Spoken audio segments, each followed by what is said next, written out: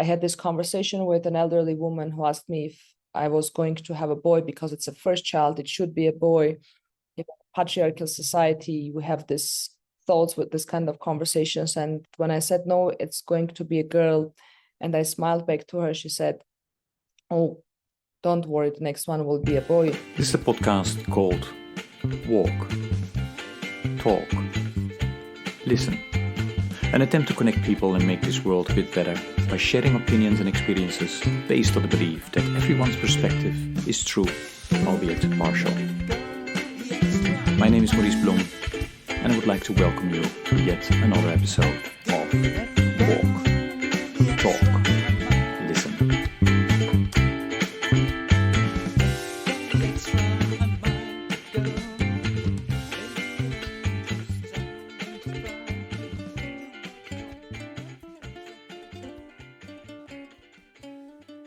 Good day, everybody. This is another episode of the podcast Walk, Talk, Listen. And as always, I'm delighted with today's guest to introduce herself. Mariam, please go ahead. I'm Mariam Torosyan, founder and CEO of SafeU. I'm Armenian, and by trade, I am a lawyer. I also did social anthropology and public health. So it's my background, and I'm extremely happy to be here and share my journey with you. Yeah, that's interesting. I'm an anthropologist as well, cultural anthropologist. So it's nice to meet you. Mariam, tell us a bit about your upbringing. So now, where were you born in Armenia, and was that in a city or in a rural area, and where did you go to school, and how did you ultimately end up, being the CEO of this incredible organization? And I heard you tell your story a bit during a UN session a couple of months ago. Was it during CSW, right? Yes, CSW. Yeah, okay, it was absolutely great. So yeah, take the listeners through your journey. Well, I was born in the capital of Armenia, in Yerevan. It was the end of Soviet Union. So I was born actually in Soviet Union, but right after that, the Soviet Union collapsed. And actually I had a wonderful childhood, but also it was very difficult childhood because we didn't have electricity, no water, everything was collapsed in our country because it was transition from Soviet Union to independence. And it was difficult time. But then after I grew up, I realized that it was extremely difficult time for my family. And I'm coming from a family of medical doctors. I was a medical doctor. I would be the sixth generation in my family to become. Wow.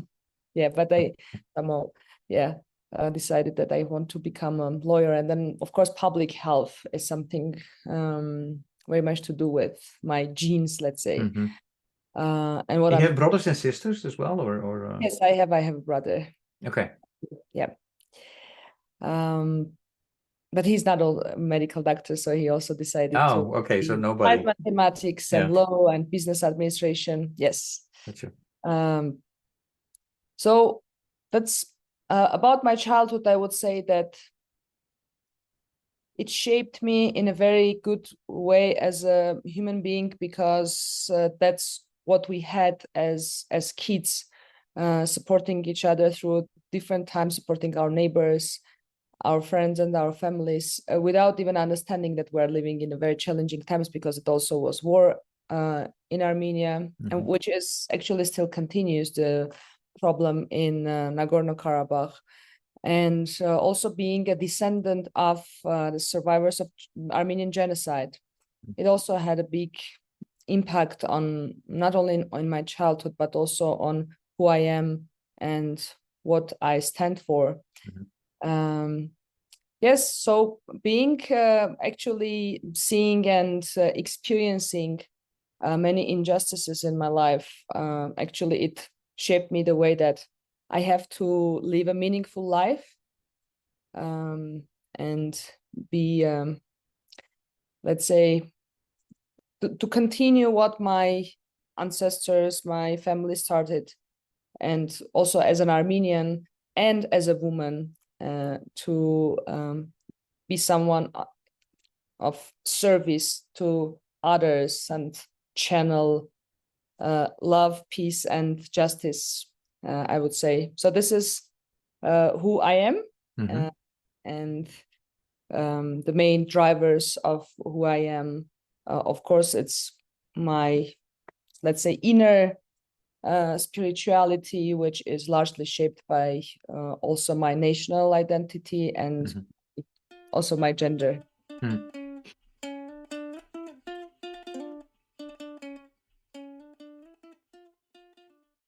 And before I ask you to, to explain how you, where it all started with your company and why you did it, just for my listeners who are, and for myself actually, I'm also not very good with geography. So how far did you grow up from the war then? Was that close by? Is it something that you, felt, heard, or was it more on television? No, when I remember walking in the streets in the capital of Armenia, seeing tanks and armed people, and of course, actually Armenia is very small, and even now in 2020 we had another big conflict, that attack by Azerbaijan, and it is really close. It's like 5 hours from the place that I live, and it affected my friends. I lost some friends, some relatives and family members. So yes, it is something that affected since my childhood and continues to affect, because, for example, right now I have many friends and relatives right now that are in Nagorno-Karabakh under blockade for already 4 months. People have no access to the world because their road to life, let's say, was blocked. So yeah, it is something that affected and continues to affect the way we live and let's say the way we create life around us in Armenia. Yeah, and then you decided to study law, but were you also practicing? Yes. And still, or not anymore? Well, for my company, actually, yes, I need my knowledge in law helps a lot. And actually, what I do has a big, let's say, it's purely human rights cause, even though it's a social entrepreneurship, it's innovation.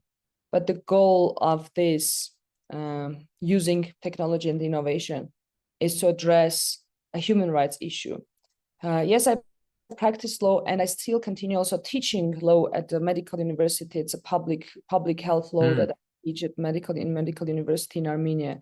And I did constitutional law, human rights law, and it, of course, helps me not only to make sure that we have a culture, like, say, human rights centered culture within our team and what we do and how we create things in terms of technology, but also what we're trying to achieve is, of course, recognition of human rights and also attainment of justice. Wow. Yeah. Okay. That's great. That's great to hear. And well, especially, that you're still doing those things in while, being the CEO and the founder of the company that we're going to talk about now, because in 2019 things changed, right? You started something new. So tell us about it. Yes, actually in 2019 was globally was a challenging year. For us, it was also a year for transformation because I became a mom. Wow. Congratulations. Yes. Yeah. Thank you. And actually, this also had a big impact on how I think about myself and also how I think about the future and where my daughter is living and is going to live. And so it was a very strong, I would say, a decision that I made without any hesitations, that I have to create something that will serve to women, to girls, because all injustice historically, culturally, that women were facing and are still facing is something that needs to be addressed. We need to find other ways to addressing this issue other than what we had before and have now. And actually being pregnant with a girl, I think was another important moment in my life, because I had this conversation with an elderly woman who asked me if I was going to have a boy because it's a first child, it should be a boy.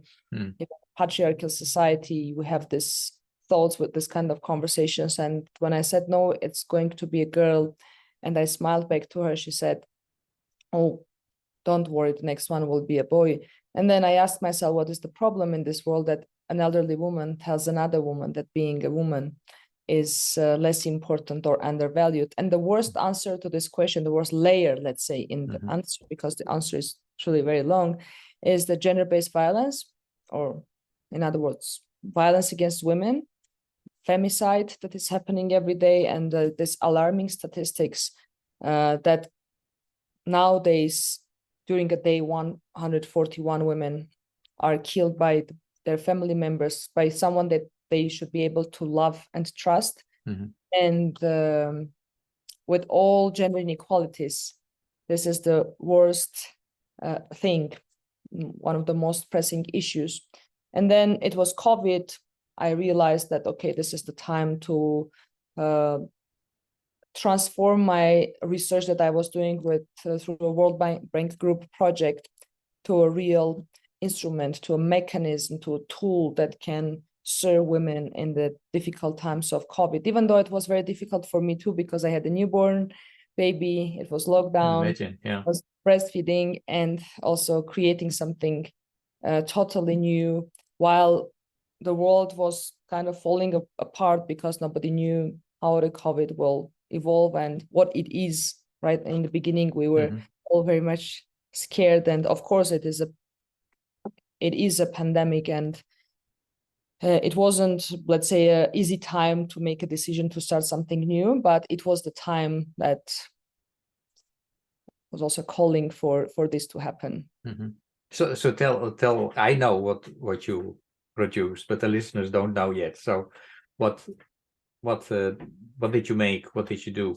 Yeah, what is it? So, as I said, for me, when it comes to gender inequalities, the worst layer of this is gender-based violence and femicide.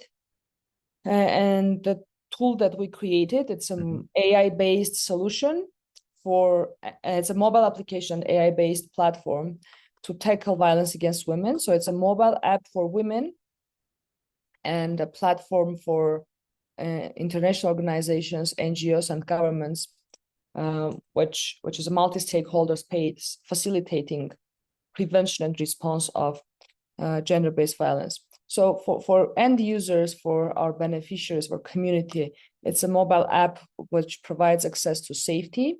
So there are safety tools to report cases of violence with maximized connectivity and let's say maximized chance of getting help. It's a place where you get evidence right after the case happens, which can later be used for prosecution reasons. It's a place where you can have access to all available resources like crisis centers, NGOs, shelters, initiatives, individuals, all stakeholders and community that supports women and that is available in the area where the user is. And also, most importantly, is access to peer-to-peer discussions, topical, let's say, room where discussions are happening, where women engage with each other anonymously, but they also not only share their stories and help each other, but also they get free consultations by doctors, lawyers, psychologists, social workers. So it's a virtual safe space for us to not feel alone and to always have access to all necessary resources, community, and professionals whenever we need it.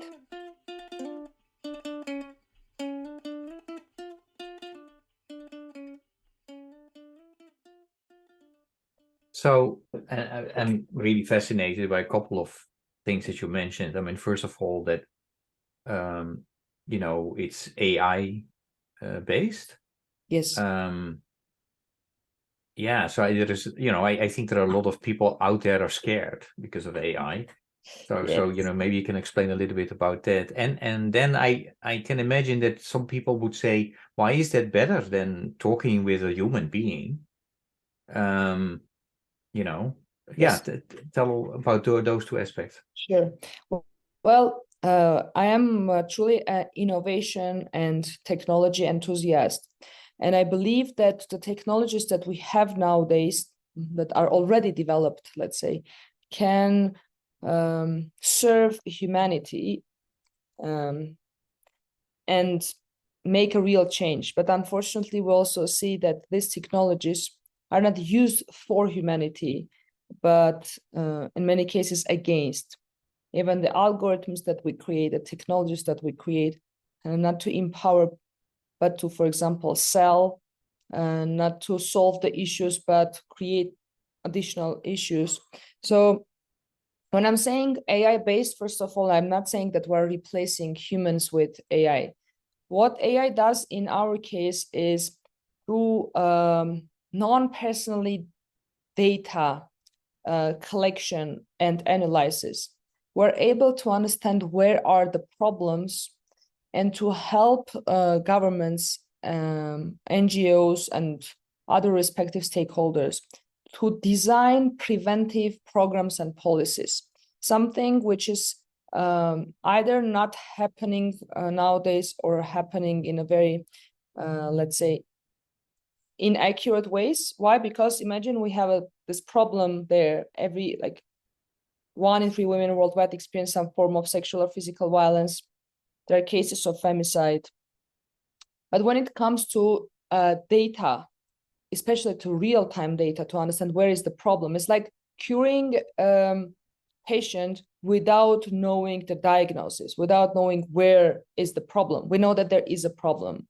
We see people dying, we see people suffering. But then when it comes to understanding where is the problem, then we don't have a clear diagnosis. So what we are creating is actually by providing protection, by providing access to resources, we're also analyzing all these interactions, all patterns and behaviors, and we understand where are the problems and how we can prevent them, prevent violence before it happens. So this is the beauty of using technology and AI when it's needed for us to serve our well-being. And this can be done in a policy level, let's say understanding what are the gaps in institutional level, in mechanisms, what are the support services, how they function, what is their efficiency, all of this gaps, let's say, we can reveal through data analysis and AI. Mm-hmm. And on individual level, actually, it is also possible to predict and prevent cases on individual level. Not only in systemic level, creating systemic change, but also on individual level. If we see the similar patterns of someone that, for example, was unfortunately a victim of femicide, that we see the similar pattern for other users, then we see that there need to be an intervention to prevent a case of severe sexual abuse or domestic abuse, or in the worst case scenario, femicide. That's what we do with AI, and that's how we use it. It's purely ethical, and it is there to analyze the things that we are unable to analyze without these algorithms.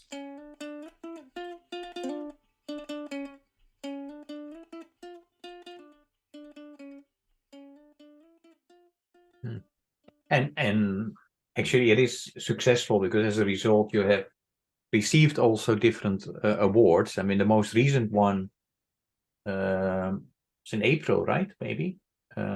Yes. Yeah. Can you tell the listeners about that particular award you received? Well, we won different awards, especially from UN agencies. Mm-hmm.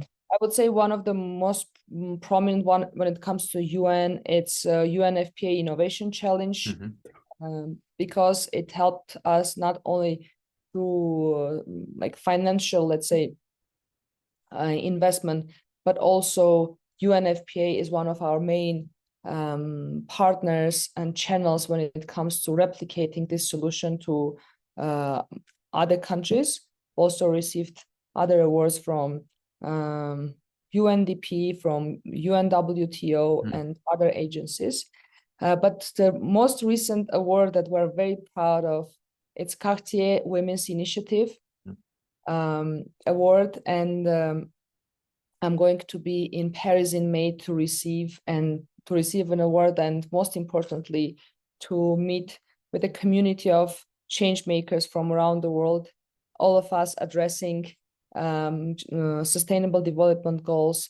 And this is going to be a powerful community of women that can support each other to have even a greater impact. So I'm very much looking forward to meeting this community, and I truly believe in partnerships, and that by joining forces we can achieve way more than we can do individually.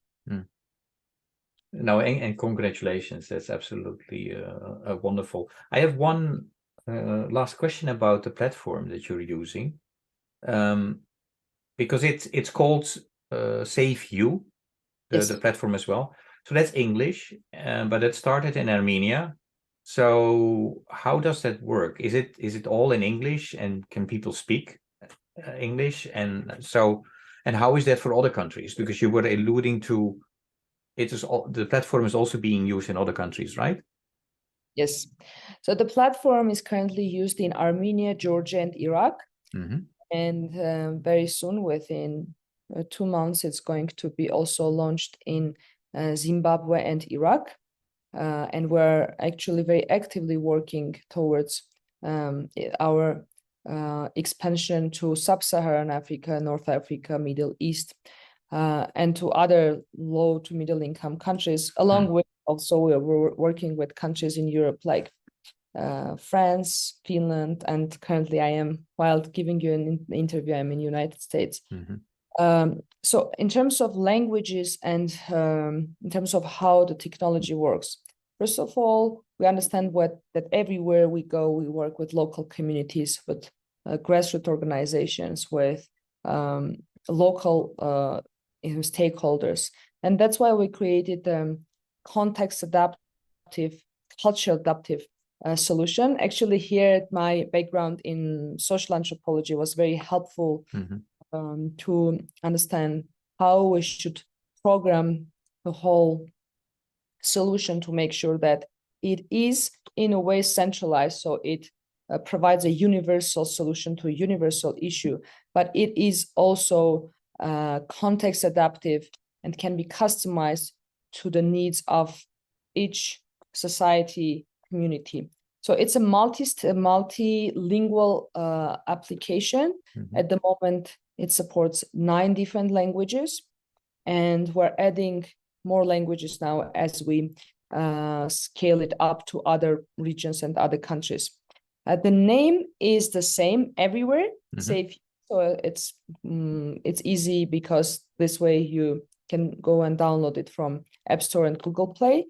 We still didn't have any request from any country to have a different name. But again, if this would be a case, it doesn't change anything. We'll just go under a different name, but with the same functionality. So this is a possibility, but up until now, we didn't have any kind of request to change it, because the name is catchy and people don't experience difficulties in finding this in Google Play and App Store.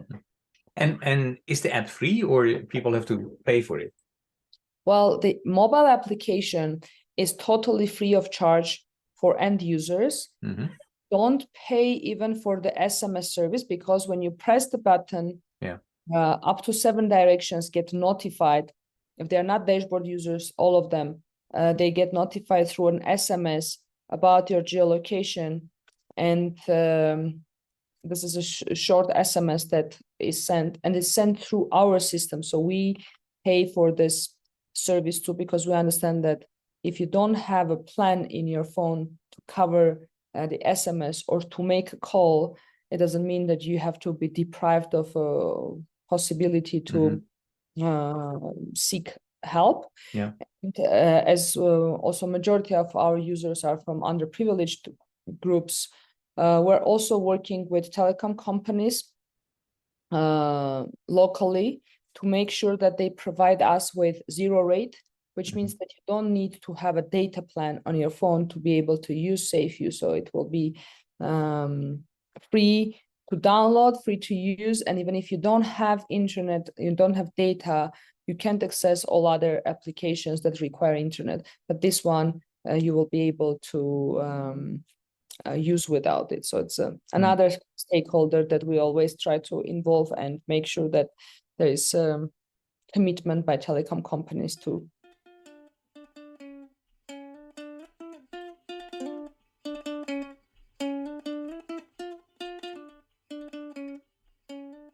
For some of us, it might be difficult to kind of visualize how does it work. You have a website, and are there on the website videos explaining how it works, or how can people get familiar with it? Yeah, in the website, actually, we have a video. It's a demo video that demonstrates how the app can be used. And in the countries where we are active right now, the app is available and women can download and use. I think that your listeners are international. Maybe most of them are from United States, and currently I am in United States to also make sure that soon we will also have this solution here in United States. Great. Yeah. No, yeah, I have listeners mainly from the US, but also in Europe and other parts of the world as well. And very soon in Armenia, right? So yes. I have a couple of questions that I would like to ask that I ask to all my guests. And that is, this podcast is a spin-off of a 100-mile walk that I started in 2012 to raise awareness and funds to end hunger, poverty, and injustice. So I walk in 1 week, 5 days last time, but between 5 and 7 days, 100 miles. So that means 15 to 20 miles per day.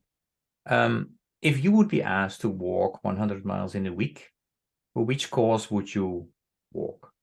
I think I know, but I'm asking it anyway, because maybe there is another answer. Well, in general, I would walk for peace.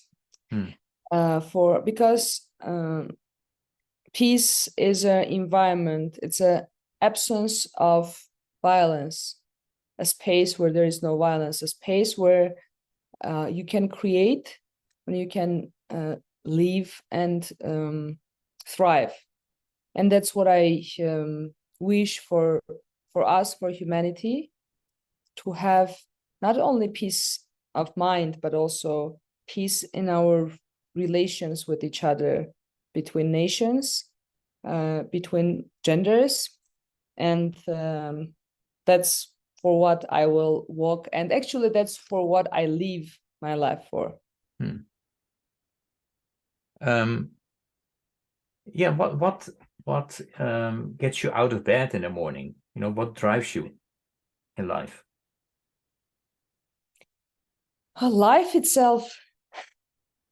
Because when you wake up, it's another moment of life, a transition from sleep to being awake, feeling what the life brings, and being a part of this life, being an active part of what is happening, and part of nature, part of society, part of this universe. And the power that all of us have, just to embrace it and make the change that we want to see for the humanity, and be, let's say, deserve to be part of nature also, because that's another part that we're so much living in this culturally constructed reality that sometimes we forget that we're also part of nature, not only cultures and societies, but also nature. And this is the biggest part of life, which is within us and which connects us with everything around us. So the main driver is life itself. But when I'm saying life, life is an energy, it's a flowing energy. So you wake up, you do things, you are not only here to be, but also to do things. And that's the beauty of being alive.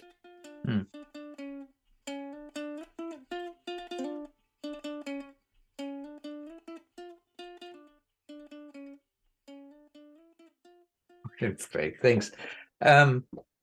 You know, when I walk, I'm often accompanied by other walkers. They walk a mile with me, you know, 5, 10, and then you know, we talk about life, we talk about spirituality, and very often also about the younger generation and their take on religion, spirituality.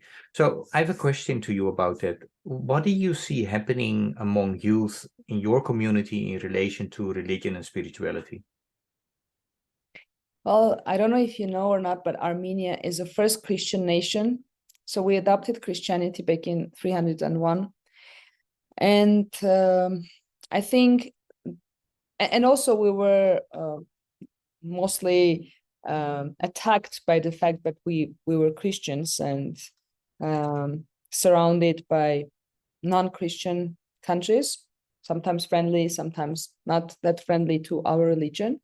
And I would say that Armenians have a very strong ties with church, with religion, but also the way we were engaged, because religion helped us to survive, to keep our language, to keep our traditions. So we are, I would say that all Armenians in a way are grateful to what the church and religion did for us, because it was also existential issue for us. But also the way the spirituality within religion changes. It is also very important, because at one point, religion was the only way of getting knowledge, because it was all about also science, about our manuscripts, about the way we perceived, I don't know, the universe, and it opened up the windows for us to reflect on who we are. But the thing that I'm seeing, which is changing actually, there are and positive and negative, I would say, changes where people become more and more, I would say, materialistic, because the capitalism comes with its own rules, and then sometimes it just poisons you with the things that you can touch and not feel. Unfortunately, I would say that this is the negative impacts that we see, less and less people being and working on their spiritual growth. But also on the other hand, there are many questions nowadays asked to us by the time that we're living in, and it from a different perspective, it enhances our spirituality and us finding ourselves from within us. Let's say our own way to God can be is also questioned, but it also creates and opens up more doors where you can go not through different institutions or religions, but there is a more, let's say, direct way to go and to work on your spiritual growth constantly. And that is, and when you were talking, you were especially thinking about the younger generation, or? Yes, okay. Yes, I was specifically thinking about younger generation. And how they now questioning many things, and they have many other, like, let's say, the information flow and the knowledge flow is different than what we had for our parents and grandparents. This brings new ways of self, for spirituality and growth, and for self-awareness. Mm-hmm. And in a lot of Western countries, in the US, also in Europe, you see the younger generation not going to church anymore. That's not the case in Armenia. When I listen to you, the younger generation still goes to church, but is also, questioning maybe more than the senior generation. Is that correct? A kind of correct summary? Yes, I would say so. I would say so that whenever, for example, I go to church, I always see young people there. I always see kids, and as I'm saying, church itself, actually, religion itself had a big impact throughout the history of on Armenians. And wherever we go, even in New York, we have Armenian church. Like wherever Armenian diaspora goes, you can see a church in the middle of community, because it's a place for us to unite and to be together, to do things. Of course, there are also many modern, let's say, questions that are asked to church nowadays. But this is a different dialogue. And maybe in diaspora, we have now this, let's say, conflict between younger generation and church in some places in diaspora, but we still see that young people are part of, Okay, understood.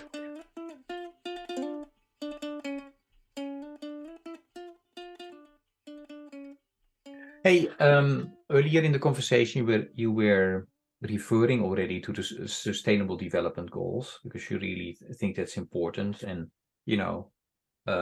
if you go to the website of your company, you also clearly state that you're trying to contribute to SDG 5, right? So I also try to promote, or at least ensure that my listeners are aware about the Sustainable Development Goals. And the question that I always ask to my guest: what do you want to tell the listeners about the Sustainable Development Goals? What would you like to lift up? Well, maybe one thing that I would like to tell to everyone and is that Sustainable Development Goals are about all of us.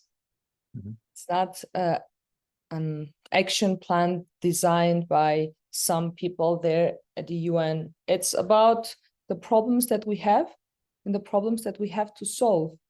And we need awareness around this. And it's not that you need to create a company or a non-profit or have a specific initiative to contribute to SDGs. All of us in our day life, we can contribute to Sustainable Development Goals in many different ways. And knowing that we're all in a way in this agenda, let's say, and if we see how this will impact, unfortunately, we're not going to reach the goals by 2030. It's already visible, but if we all commit today, then at this day when we will approach the day when we will all live in a sustainable world will be closer. That's what I would like to say, that the message is that we can all contribute to it with small steps, being responsible, culturally responsible, responsible for our environment, the way we consume things, the way we behave with others. It already can make a big impact. Okay, great. Yeah, and you were already mentioning that it is very unlikely that we will reach the SDGs before 2030. A growing group in the world is saying that one of the reasons that we are behind on this has to do with that we are not paying proper attention to the skills, abilities, and knowledge that you need as an individual and as a community or as an organization to really work on these system changes that we need in these processes. And then they came up, after a lot of discussions and inputs with the inner development goals. So my question to you is, have you heard about the inner development goals? And if so, what are your thoughts? And if no, also, what are your thoughts?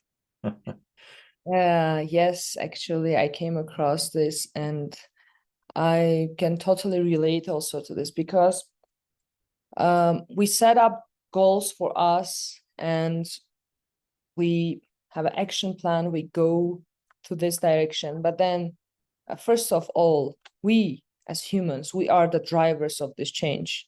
We set up these goals, and we work to attain these goals. But then the question is who we are, and are we capable of leading the change? Are we capable of leading any change, and how we lead it? Like, can a company or an institution that doesn't have any internal values create any change for this world? Of course not. That's why we say that every change starts from within you, and then you can bring change to, for example, if you don't have a peace of mind, if you don't care for others, how you can bring a solution that will care for millions, or will bring peace or love to millions of people? And that's why we need to work on who we are, on our skills as leaders and drivers of change. Otherwise, what we do is just artificial, some actions, very beautifully labeled and promoted, and then in the end of the day, it just becomes I don't know, fake commercials or something. We just do things without really meaning them, and that's a waste of time. And we don't have that time. That's why we first of all need to work on ourselves, support each other on becoming a better human beings with decent values and with very sharp skills on leading the change. Otherwise, we will not be able to achieve these goals.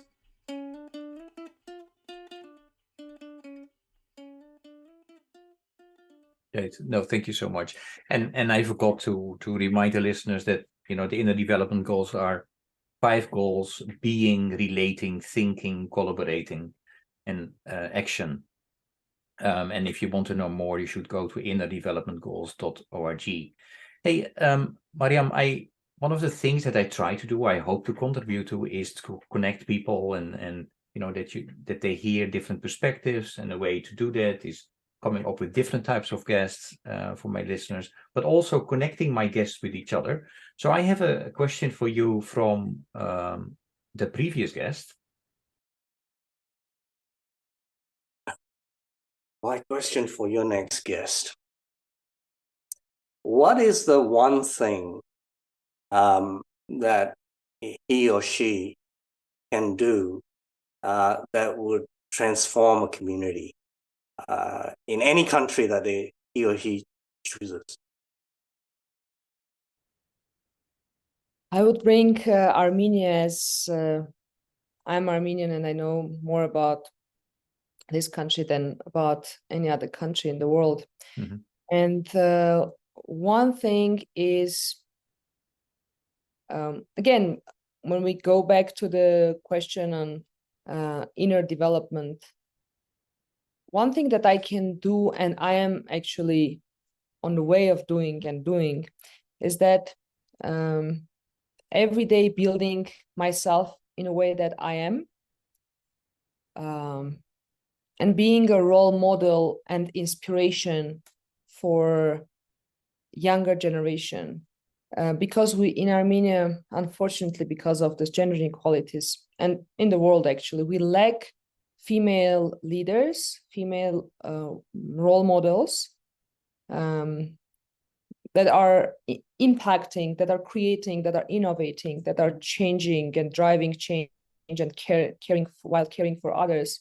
And one thing that I would do, and this is a daily, let's say, activity, is being who I am, and being responsible to my community, and being also finding power in myself to channel inspiration to younger generation, and to make sure that they are motivated, they know who they are, and they can pursue their dreams. That would be the one thing. Right. And really, if I would, to the listeners, I think they should really, start following you on the different social media, and because it's absolutely impressive what you and your company are doing. Your question for the next guest. Oh, my question.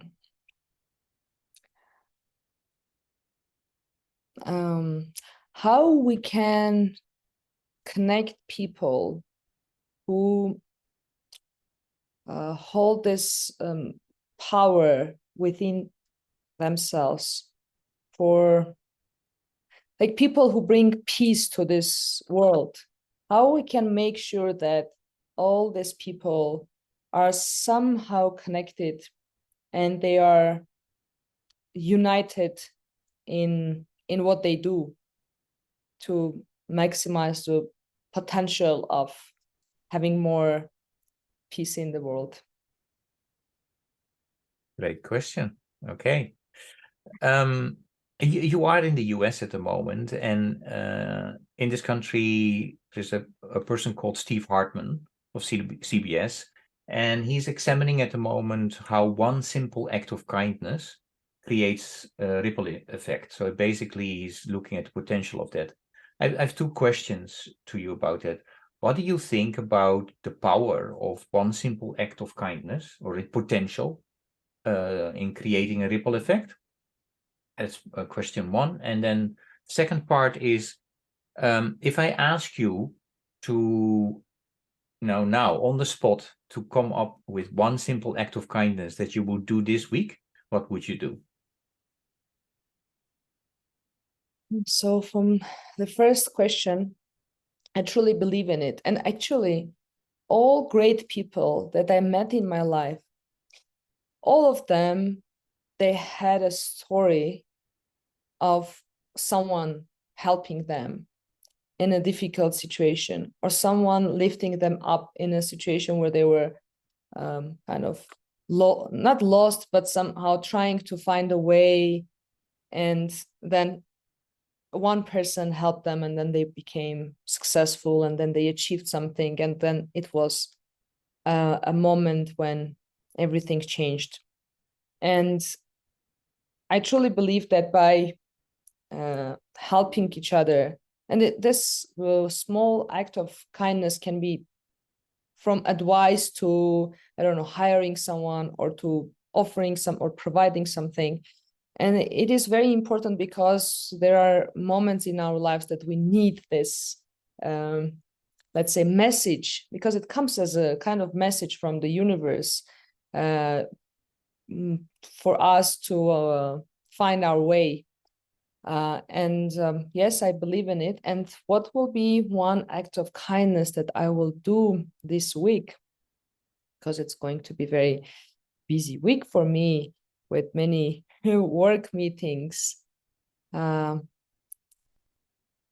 think it will be helping one of the fellows with whom I am here, who is trying to create a better pitch deck, and who struggles also in believing in his own product and in his own entrepreneurial skills, to help him find motivation, and to also make sure that he finds this belief in himself, because what he has created is wonderful and can serve again to thousands of kids in the world. And then what I will do, I will sit down with him and help him with his pitch deck, and also to make sure that he reestablishes him believing in himself.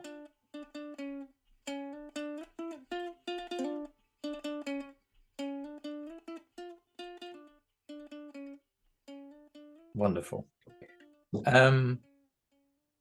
Yeah, if I would, music is very important to me, so I always have questions about music as well. If I ask you to come up with a piece of music or a song that best embodies who Mariam, who you are for a big part, which song or piece of music would that be and why? Well, usually when I'm having like difficult or challenging times, or it's before a speech or presentation in front of thousands of people, I always listen to a song from Charles Aznavour, who is also Armenian and because of genocide happened to born and raised in France and became one of the greatest chansonniers. So I listened to Être. This is the song. Not, I would say, it's not a very popular song. I'm also francophone, so I speak French, and the words there, let's say, the spirit of the song is very important because Être means to be, and it's about being to live life full of love and to even die to be born again to even love more. So it's a song which is, I think the words there are always about something which is higher than we are and more than we can do, and we hold this power in ourselves. And the music is also very, strong. I don't know, this one song is on my list of songs when I really want to feel myself.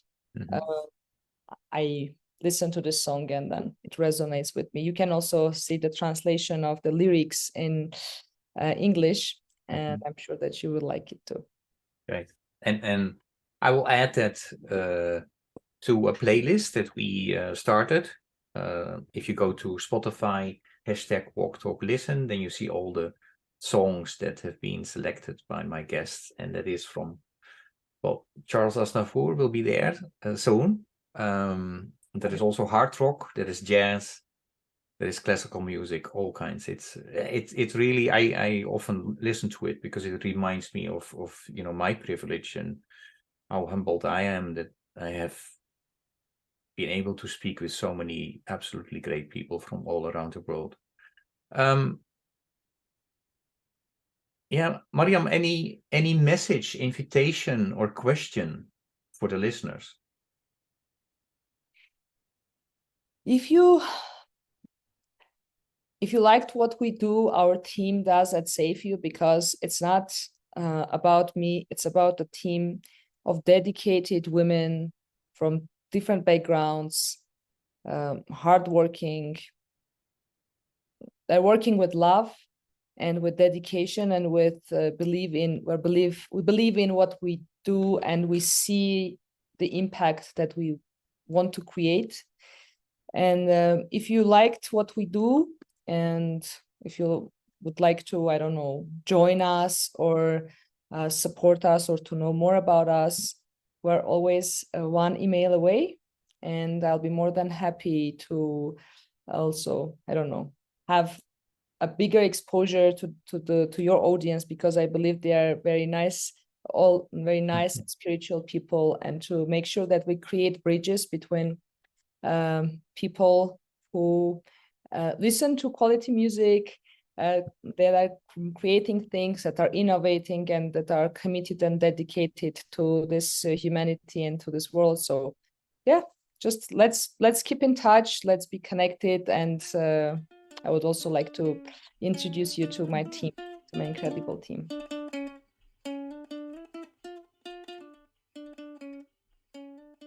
That's Great. it. Yeah. And yeah, we make sure that your website is mentioned in the podcast notes. I think it's saveyou.space. If I'm not mistaken. And also on the social media as well. most, if not all, platforms? We have Facebook, Twitter, LinkedIn, Instagram, everything. Okay, great. Yes, so they will be able to find you.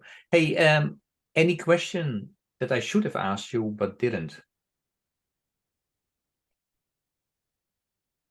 I think we covered everything.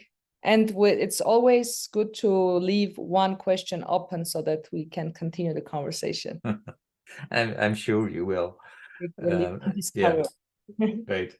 Hey, Mariam, thank you so much, and yeah, thank you for sharing your story and for what you do, for who you are. Keep doing what you do. Yeah, absolutely great. Thank you so much. Thank you, Morris. Thank you for this wonderful conversation. It inspired me even more and motivated to do what I'm doing. And thank you for these questions. And thank you for your looking forward answers. to listen more from Walk, Talk, Listen. Great. Thank you.